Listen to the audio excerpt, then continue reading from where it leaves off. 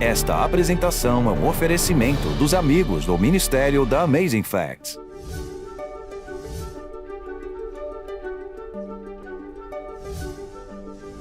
Se a partir do ano 457 a.C. você avançar 483 anos, chegaremos no ano 27, o ano do batismo de Jesus. Uau! A profecia se cumpriu exatamente no ano previsto. Por que as pessoas não acreditam na Bíblia?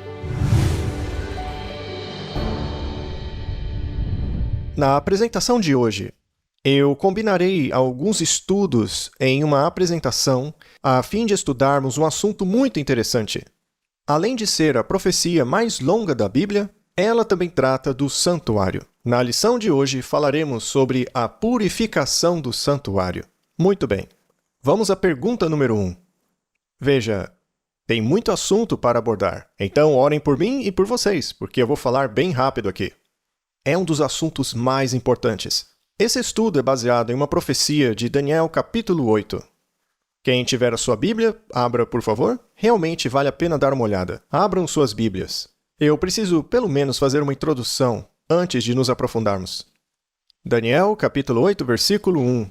No ano terceiro do reinado do rei Belsazar, eu, Daniel, tive uma visão depois daquela que eu tivera a princípio. Quando a visão me veio, pareceu-me estar eu na cidadela de Suzã, que é província de Elão, e vi que estava junto ao rio Ulai. Então levantei os olhos, e vi, e eis que diante do rio estava um carneiro, o qual tinha 2 chifres. Então, nessa visão de Daniel, ele estava acima do rio e viu um carneiro. Mas o que quer dizer isso? E depois aparece um bode. Se você ler o capítulo anterior, em outra visão ele viu um leão, depois um urso, depois um leopardo, e ao perguntar-se o que era tudo isso, o anjo aparece na visão, explicando que esses animais representam diferentes reinos e impérios que teriam algum domínio e influência sobre o povo de Deus durante seus reinos. Ele prevê o futuro. Estudamos isso em Daniel capítulo 2. Lá é dado um panorama da história do mundo e seus reinos por meio da estátua de metal. Deus costuma repetir as coisas por meio de parábolas e sonhos também para contextualizar. Então vamos analisar isso em Daniel 8. E vi, e eis que diante do rio estava um carneiro, o qual tinha 2 chifres, e os 2 chifres eram altos, mas um mais alto do que o outro. Vi que o carneiro dava marradas para o ocidente, e para o norte, e para o sul, e nenhum dos animais lhe podia resistir, nem havia quem pudesse livrar-se do seu poder. Ele, porém, fazia segundo a sua vontade, e assim se engrandecia. Estando eu observando, eis que um bode vinha do ocidente sobre toda a terra, mas sem tocar no chão. Este bode tinha um chifre notável entre os olhos. Dirigiu-se ao carneiro que tinha os 2 chifres, o qual eu tinha visto diante do rio, e correu contra ele com todo o seu furioso poder. Vi-o chegar perto do carneiro e, enfurecido contra ele, o feriu e lhe quebrou os 2 chifres, pois não havia força no carneiro para lhe resistir. E o bode o lançou por terra e o pisou aos pés, e não houve quem pudesse livrar o carneiro do poder dele. O bode se engrandeceu sobremaneira, e na sua força quebrou-se-lhe o grande chifre. E em seu lugar saíram 4 chifres notáveis para os 4 ventos do céu. Vamos pausar aqui. Nós voltaremos ao capítulo, mas eu quero ler direto da Bíblia. Então vamos tentar interpretar, estudar o que isto significa. Pergunta número 1. Daniel teve uma visão impressionante, na qual ele viu um carneiro com 2 chifres. Quem esses 2 chifres representam? Mais tarde no capítulo, o anjo vai até Daniel e lhe diz, isso está lá no versículo 20, aquele carneiro com 2 chifres que viste são os reis da Média e da Pérsia. Mais tarde ele diz que um desses chifres era maior do que o outro. Primeiro começou com o reino da Média e depois o da Pérsia ficou ainda maior. Tanto é que, mais tarde ainda, esse império ficou conhecido apenas como Império Persa. Bem, também vale a pena lembrar o que os judeus faziam enquanto atravessavam o deserto. Qual era a ocupação de Abraão, Isaque, Jacó e Davi? Pastores? Eles estavam muito familiarizados com ovelhas e cabras. Jesus usou esses animais em sua parábola. Então temos aqui essas 2 criaturas ilustrando esses 2 grandes impérios. Agora vamos para a pergunta número 2. Em seguida, Daniel viu um bode com um grande chifre entre os seus olhos. O que isto significa? Isto representa o próximo reino que viria após os medos e persas. Tanto é que ele atacou o carneiro na visão. E ele veio do oeste, que é justamente a localização geográfica da Grécia. Ele veio muito rápido, muito ferozmente. Você sabe que é consenso absoluto entre todos os historiadores que Alexandre o Grande foi o conquistador mais veloz da antiguidade. E ele morreu com 32 anos. Dos seus 19 até os 24 anos, ele estava conquistando o mundo, muito rápido. Seus soldados marchavam mais rápido e mais longe do que qualquer outro. Muito bem, então ocorre um conflito entre os dois, e o bode destrói o carneiro. Alexandre o Grande derrotou o rei Dario e conquistou o Império Persa e todo o seu território. Daniel 8, versículo 21 e 22. Veja o que o anjo disse a Daniel. Nós não temos que adivinhar. Veja, mas o bode peludo é o rei da Grécia. Impressionante, não é? O chifre grande entre os olhos é o primeiro rei. E foi exatamente isso que aconteceu com Alexandre o Grande. Ele veio do oeste, exatamente como o bode na visão. E ele veio rápido e ferozmente, com grande velocidade. No capítulo anterior, o número 7, a Grécia é comparada a um leopardo com 4 asas, porque seus pés nem tocavam no chão, de tão rápida que foi sua conquista. Considerando que eles não tinham exércitos mecanizados na época, nenhum exército moveu-se mais rápido do que o de Alexandre. É algo surpreendente. E, segundo a visão, quando esse chifre estava no auge do seu poder, aquele poderosíssimo chifre foi quebrado. Ele não se desgasta, ele quebra. E Alexandre morreu de repente. Embora ele tenha conquistado o mundo, ele não se saiu bem conquistando a si mesmo. Alguns dizem que após uma noite de bebedeira, ele adoeceu. Não se sabe se foi envenenamento.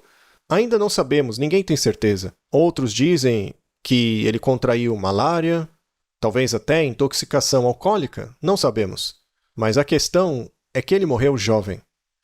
E em seu leito de morte, sua esposa perguntou quem governaria em seu lugar. O mais forte, disse ele. E foi o que aconteceu.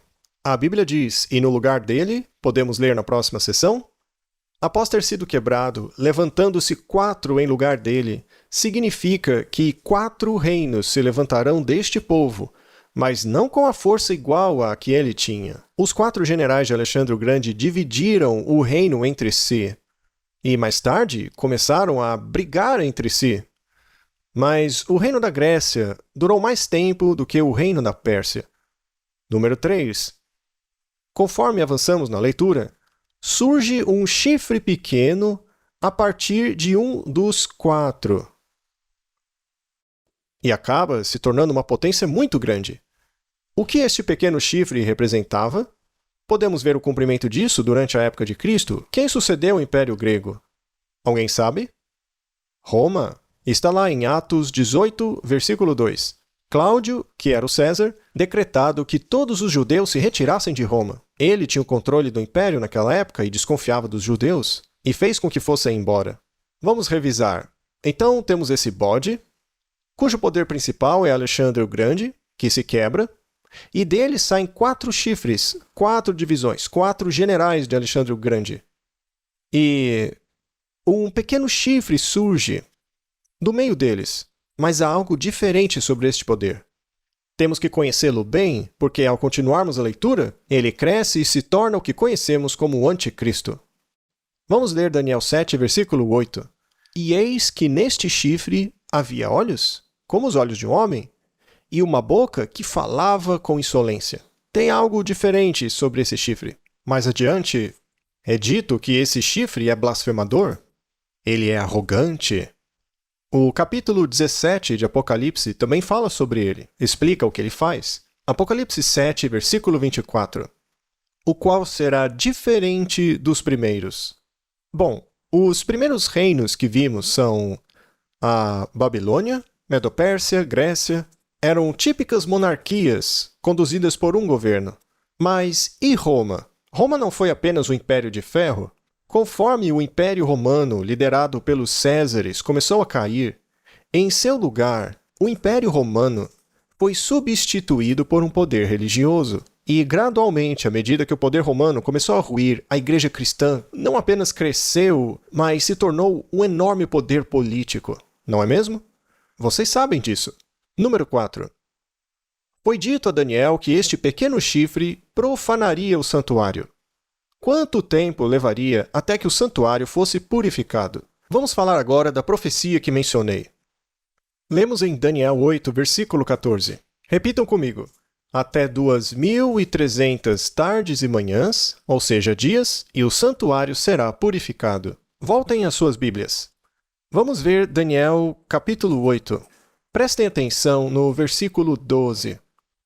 O exército lhe foi entregue com o sacrifício diário por causa das transgressões. E deitou por terra a verdade, e o que fez, prosperou. Então ele jogou a verdade por terra e prosperou. Bom, o que acabamos de ler aqui é que esse poder do chifre pequeno comprometeria a verdade. Ele a corromperia e teria sucesso nisso. Bom, vou contar a vocês um pouco de história. Eu não vou sair muito do tema, mas isso é importante. Bem, durante este período de tempo, cerca de 300 anos depois de Cristo, originalmente Roma perseguia os cristãos. Ela os jogava aos leões, também os queimavam em fogueiras, acabavam com a reputação deles. Era uma perseguição totalmente brutal. Mas, de repente, Roma se torna o centro do cristianismo. Mas como assim? Ela odiava os cristãos e, de repente, passa a amá-los? Alguma coisa mudou. O que aconteceu é que, após a conversão do imperador Constantino, o cristianismo, que antes era perseguido, proibido, morto, reduzido à clandestinidade e às catacumbas, tornou-se a religião do Estado. Com a conversão do imperador Constantino, de repente, ser cristão virou moda. Muitas das pessoas que vinham das religiões pagãs e começavam a fazer parte do cristianismo não eram totalmente convertidas, nem sequer sabiam os ensinamentos de Jesus e assim misturaram seu paganismo. Esperamos que esteja sendo abençoado pelo tema de hoje. Se desejar aprender ainda mais, não se esqueça de solicitar o brinde gratuito de hoje. Certamente será uma bênção que vai mudar sua vida. Temos um livreto digital inspirador que gostaríamos de lhe presentear. Você pode baixar uma cópia digital diretamente para o seu computador ou dispositivo móvel. Para receber sua cópia gratuita, acesse o site apresentado ou ligue-nos no número que aparece na tela. Agora está ainda mais fácil estudar a Palavra de Deus com a Amazing Facts, onde e quando você quiser e, acima de tudo, compartilhá-la com os outros. A Amazing Facts impactou minha vida. Louvo a Deus pela Amazing Facts. A Amazing Facts transformou tudo. Todo esse processo de chegar onde estou.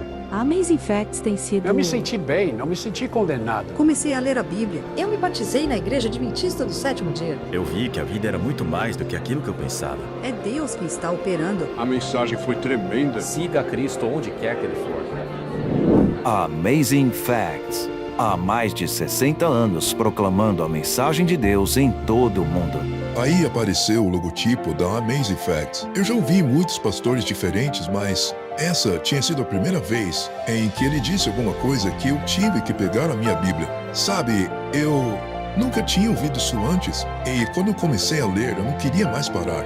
Eu comecei a dar estudos bíblicos, e cada um dos meus amigos começou a mudar, inclusive eu. Eu me perguntava por que aquilo tinha acontecido comigo. Aí Deus me alcançou e eu comecei a enxergá-lo como pai. Eu perdi tudo. E foi então que eu percebi que faltava Deus na minha vida. Eu fui no seminário profético, que abriu a minha mente. Aquela mensagem foi tão poderosa, tão irrefutável, que eu pensei, isso é a verdade. É incrível. Outra noite, estudamos a respeito da verdade sobre o inferno. Vimos que antes do juízo ou da ressurreição, ninguém vai para um lugar de fogo para queimar por toda a eternidade. A punição e o lago de fogo serão reais, mas a crença atual sobre o inferno veio da mitologia grega.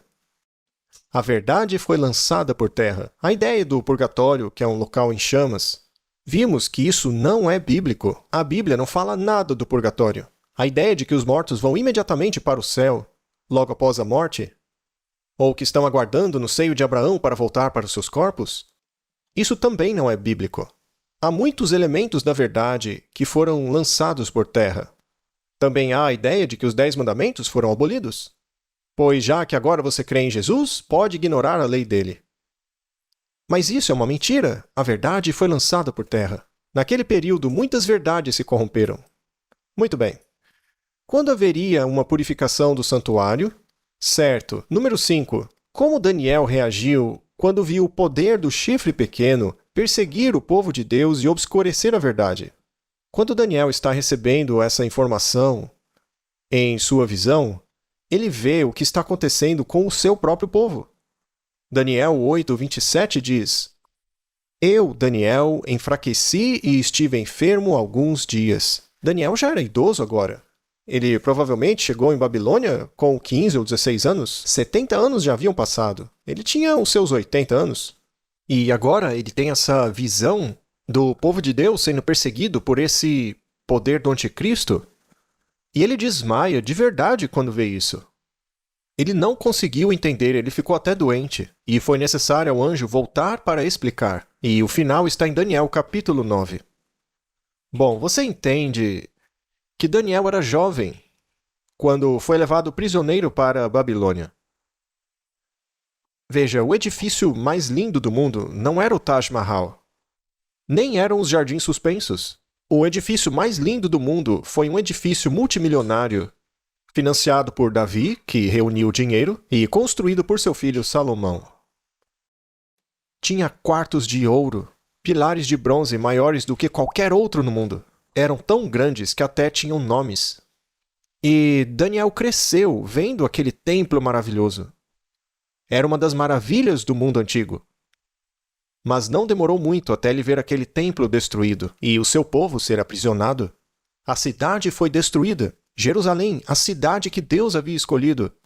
Seus habitantes foram dispersos como escravos. E o anseio do coração de Daniel nos 70 anos de cativeiro era: quando virá o Messias? Quando virá o filho de Davi? Quando voltaremos para Jerusalém?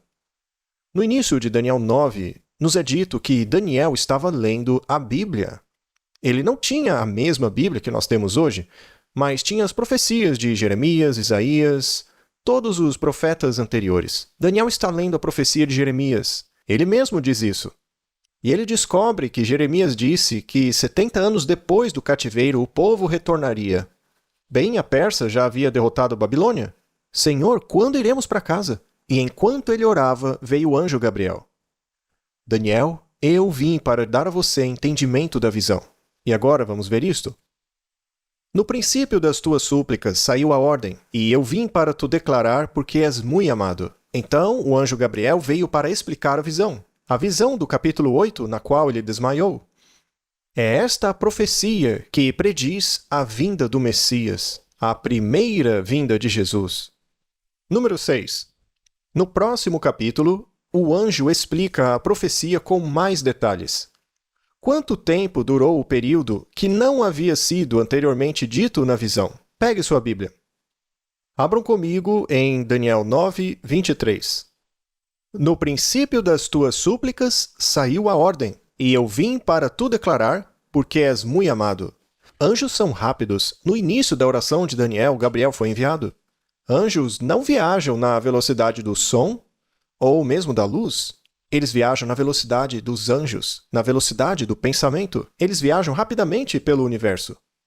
No princípio das tuas súplicas saiu a ordem, e eu vim para tu declarar, porque és muito amado. Considera, pois, a coisa e entende a visão. Ora, não há visões no capítulo 9. De qual visão ele está falando? A do capítulo 8, que ele não terminou de explicar porque Daniel desmaiou. Ok? 70 semanas estão determinadas sobre o teu povo e sobre a tua santa cidade. Quem é o povo de Daniel? Os judeus. 70 semanas foram determinadas. 70 semanas foram dadas para eles. E para quê? Para apresentar o Messias ao mundo.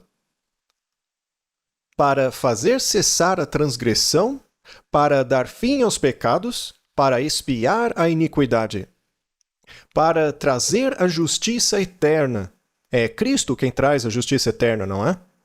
Para selar a visão e a profecia e para ungir o Santo dos Santos. Amigos, você sabe o que significa a palavra Cristo? Ungido.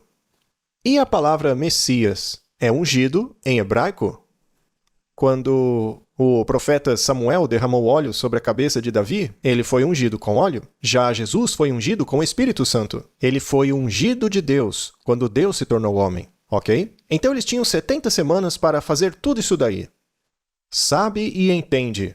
Agora vem o ponto de partida para todas essas profecias. Verso 25. Sabe e entende. Desde a saída da ordem para restaurar e para edificar Jerusalém até o ungido ao príncipe, 7 semanas e 62 semanas, ou seja, 69 semanas, as praças e as circunvalações se reedificarão, mas em tempos angustiosos. Foi exatamente o que aconteceu na época de Neemias. Depois das 62 semanas, será morto o ungido e já não estará. E o povo de um príncipe que há de vir destruirá a cidade e o santuário. E o seu fim será num dilúvio, e até ao fim haverá guerra, desolações são determinadas. Jesus fala sobre a abominação da desolação. Ele fará firme aliança com muitos por 1 semana. Veja que há 2 pessoas aqui. Um príncipe é o Messias que viria, e o outro é o príncipe que viria para destruir. Mas ao final do versículo 27, ele volta a falar do Messias, o príncipe. Ele fará firme aliança com muitos por 1 semana. Na metade da semana fará cessar o sacrifício e a oferta de manjares. Sobre a asa das abominações virá o assolador, até que a destruição que está determinada se derrame sobre ele. Muito bem, vamos entender isso. Em Mateus 24, sobre a segunda vinda, Jesus fala da abominação desoladora prevista pelo profeta Daniel. Quem lê, entenda. Portanto, Jesus quer que entendamos isso hoje à noite. Ok? Estas são as profecias às quais ele se referia em Mateus 24, que ele quer que entendamos. Muito bem, já acabamos de ler, vamos voltar aqui. No próximo capítulo, o anjo explica a profecia em maiores detalhes. Isso no capítulo 8 de Daniel. Agora a pergunta é, quanto tempo durou o período não descrito anteriormente na visão? A resposta está em Daniel 9, 24. Quanto tempo? 70 semanas estão determinadas sobre o teu povo e sobre a tua santa cidade para selar a visão e a profecia. Quantos dias tem uma semana? 7. Sempre foi assim? Quantos dias há em 70 semanas? 7 vezes 7? 400?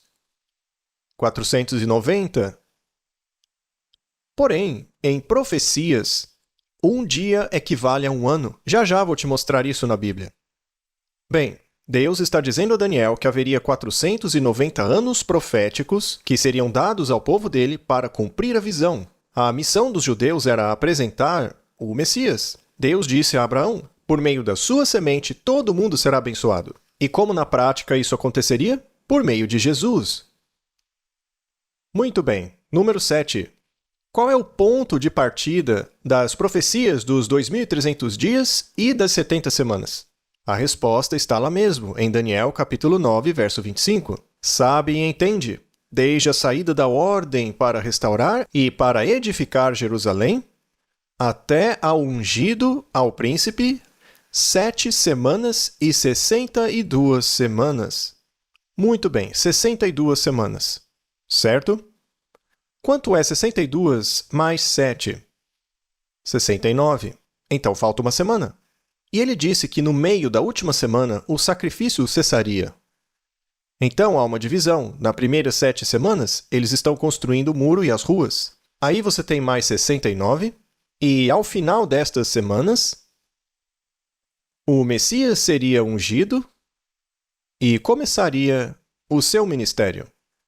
Então, até o Messias, o príncipe, 7 semanas mais 62 semanas. O ponto de partida é a saída da ordem para restaurar Jerusalém. Certo, mas será que seria possível saber quando isso aconteceu? Com certeza. Está na sua Bíblia. Está lá em Esdras 7:7. É fácil de lembrar. É um bom número. Esdras 7:7 fala do decreto do rei Artaxerxes. Esse rei deu um decreto que permitiu aos judeus voltarem. Foi o decreto mais importante entre aqueles que foram emitidos, porque permitia reconstruir a cidade, os muros e o templo. Isso foi em 457 a.C. É uma data claramente estabelecida na história. Então o ponto de partida é 457. E agora ele diz que serão 69 semanas até que o Messias comece o ministério. Então as primeiras 7 semanas são 49 anos, que eles levaram para reconstruir a cidade, e depois mais 62 semanas, totalizando 69. Ok? Quando você está interpretando profecia bíblica, é importante que você saiba de uma coisa. Um dia equivale a um ano. Podemos ler isso em alguns versos na Bíblia? Por exemplo, Ezequiel 4, verso 6. Eu determinei cada dia por um ano. Também podemos ler Números 14:34. Cada dia representando um ano. Até mesmo Jesus estabeleceu isso. Uma vez foram até Cristo e lhe disseram: é melhor tomar cuidado, Jesus, João Batista foi preso. Isso foi 6 meses após o início do ministério de Jesus. E ele respondeu: vai e diga àquela raposa, eu ensino e expulso demônios. E hoje, amanhã e no terceiro dia estarei aperfeiçoado. Jesus não ensinou mais 3 dias, ele ensinou mais 3 anos. É porque ele conhecia a profecia e usava o princípio de ano? Então, quando você interpreta essas profecias, é necessário fazer essa conversão. E será que aconteceu? Bem, se você converter os dias para anos, e se a partir do ano 457 a.C. avançarmos 483 anos, chegamos no ano do batismo de Jesus, 27 depois de Cristo. Gente, quando eu descobri isso pela primeira vez, eu fiquei chocado de ver como a profecia é verdadeira. Eu literalmente tive que levantar porque não conseguia mais ficar sentado. E comecei a pular e louvar a Deus. Eu disse: uau, Cristo veio bem na hora que a profecia havia dito. Por que as pessoas não creem na Bíblia? Bem, temos aí na tela alguns gráficos que vamos utilizar para visualizar melhor. Bom, sabemos que o ponto de partida é 457 a.C.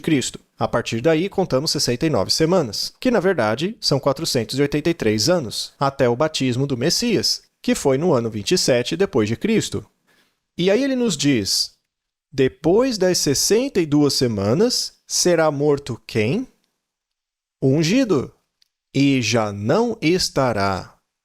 Mas por quem ele foi cortado? Por você e por mim. Ele foi cortado da terra dos vivos. Jesus deu a sua vida para nos salvar.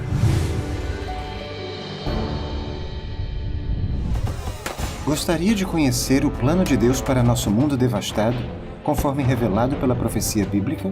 Quer soluções práticas e confiáveis para os maiores desafios de sua vida? Motivantes e esclarecedores, os manuais de estudos da Amazing Facts trazem 27 lições temáticas baseadas na Bíblia, com belas imagens e respostas diretas, fáceis de entender. Cada manual de estudos apresenta respostas bíblicas relevantes para as perguntas mais importantes de sua vida. Como posso ter relacionamentos mais saudáveis? Como e quando Jesus voltará outra vez? E muito mais. Não deixe seu futuro ao acaso. Transforme sua vida com as verdades extraídas dos manuais de estudos bíblicos da Amazing Facts. O que você está esperando? Peça seu kit completo de manuais de estudos hoje mesmo, acessando aflivraria.com.br.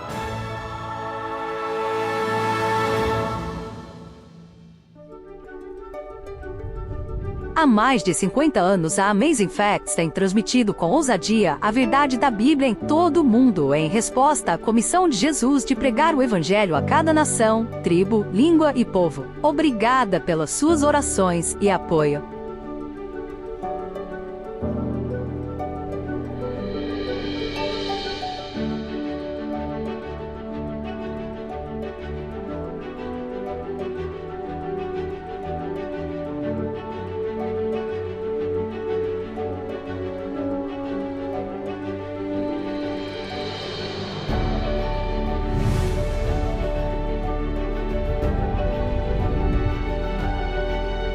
Não se esqueça de solicitar seu brinde gratuito de hoje. Vai ser uma bênção na sua vida. E obrigado pelo seu apoio de sempre, nos ajudando a levar o Evangelho de Jesus Cristo ao mundo. Esperamos que você esteja conosco na próxima semana, ao nos aprofundarmos na Palavra de Deus, explorando mais fatos incríveis.